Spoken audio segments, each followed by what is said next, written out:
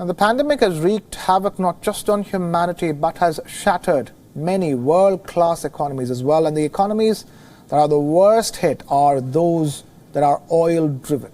The biggest oil exporter of the world, Saudi Arabia's foreign exchange reserves are depleting. That too at the fastest rate in at least 20 years. The country's Forex reserves fell to its lowest in 9 years due to the novel coronavirus.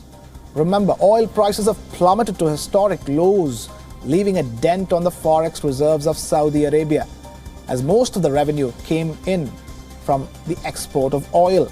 The Gulf nation's net foreign assets fell by $27 billion to $464 billion in the month of March, the lowest since the year 2011, and it slipped into a $9 billion budget deficit in its first quarter.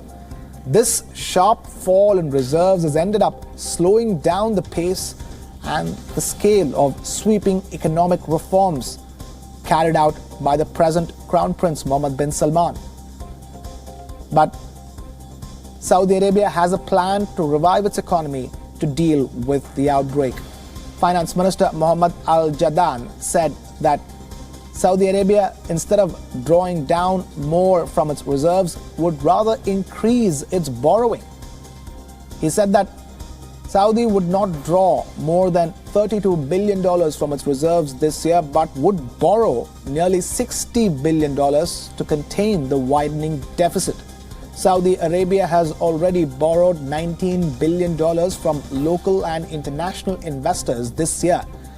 It's also important to note here that to keep up with the lesser demand for oil in the international market, the Organization of Petroleum Exporting Countries, or OPEC, and Russia have agreed to cut oil output by almost 10 million barrels per day, which translates to 10% of global oil production in the month of May and June. Saudi Arabia has registered more than 20,000 coronavirus cases and over 150 deaths.